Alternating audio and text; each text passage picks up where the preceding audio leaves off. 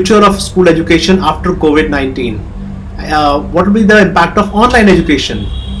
If you want to know that, watch this video. My name is Amol Arora. I'm the Managing Director of Shamrock and Chelmsford Group of Schools. We are a chain of 650 play schools, primary schools and 10+2 schools spread across India, Nepal and Bangladesh. So this question came to me from Mr. Sudhanshu Gupta from Budaun, who asked me, how will schools change after COVID-19? And yes, so the good silver lining of all this is we at Shamrock and Chelmsford were always trying to introduce new ways of teaching learning, and I had personally, coming with an IT background, I had a very strong belief that online education can, in certain aspects, can do things better than teachers, and most things teachers are better than technology, but there are certain aspects where technology can do a much better job than a teacher. For example, let me give you an example. If I have to teach you a concept of a volcano, can I draw it on the blackboard and explain to you? No, right? You'll never have the feel of what a volcano is, the sound, the effect. Then showing a video or wearing virtual reality glasses would be an amazing experience for a child to understand the power of a volcano. So there are certain things where technology is better. There are certain things where humans are better. Now, in the previous time before Corona, what was happening was everyone was comfortable in the status quo. Nobody wanted to change. Nobody wanted to take an effort to learn. So just like what demonetization did to the financial sector, where after demonetization everybody suddenly had a wallet with them. They had a digital wallet. They were comfortable paying by credit cards because there was no cash. Similarly for education, when children can't come to schools but parents want children to learn, so they have adopted themselves, made themselves and overcome all challenges of technology, broadband, and somehow figured it out how can children learn. And the most popular thing that's happening now is the Zoom sessions. But again, online education, it's a very vague term. It covers so many things, what people are doing. The biggest problem that teachers are doing is they are translating their previous notes, the way they were teaching in the classroom into the Zoom environment or the online environment, and as a result children are getting bored. Half the time teachers are saying switch off your mic, mute yourself, I can't see you, can you hear me? So right now teachers are doing it all wrong. So I think what is required is a good model of online education, and we have been experimenting with different models in different schools and we're getting some amazing results. So what I see is once schools start reopening, and what is going to happen is children are not going to come all of a sudden. It's not as if we're going to find a vaccination one day and then everybody is going to come to school the next day.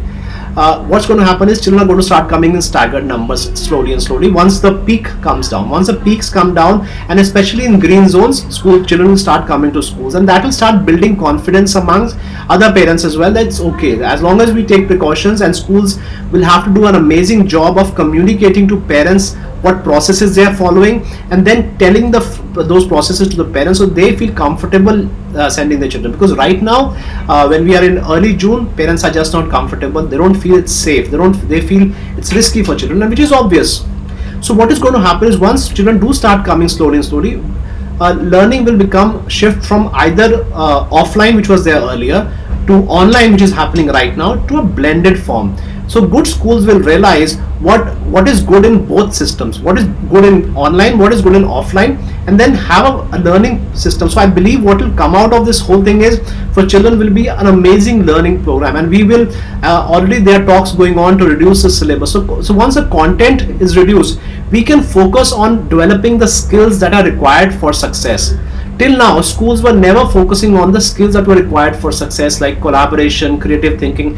It was all rote learning happening in schools. So now schools say, okay, if the curriculum comes down, we can now start teaching those skills which are important for success in life, because they can be taught at home, they can be taught over Zoom sessions, they can be taught through activities, through projects, and not necessarily by rote learning, by underlying the definition, mugging it up. Even those skills are not required. The importance of those skills is much less in today's workplace. So schools will have to adapt, and the good ones will survive after that. So but if you are serious, and I hope I've given you some answer, Mr. Sudhanshu, if you're serious about opening a school, I have one more recommendation. I'm doing this webinar absolutely free on how to open a successful school post COVID-19. Register yourself for it. I'll be covering the area requirements, the investment requirements, the kind of approvals required for a play school, for a primary school, for a 10+2 school. I'll also talk about how schools will look. I'll show you some pictures of how I believe schools will look after the COVID-19 reopening. We'll talk about how does the COVID-19 crisis impact the economics of running a school. So how does it impact you as an entrepreneur as well? So I'll talk about all these things. Don't miss it. If you think that this might be a good sector for you, you might want to invest in this sector. It's something which every parent wants, good education for their child. Then you must not miss this webinar. So register yourself. All you have to do is click on the link below and fill up your details, and one of my team members will get in touch with you.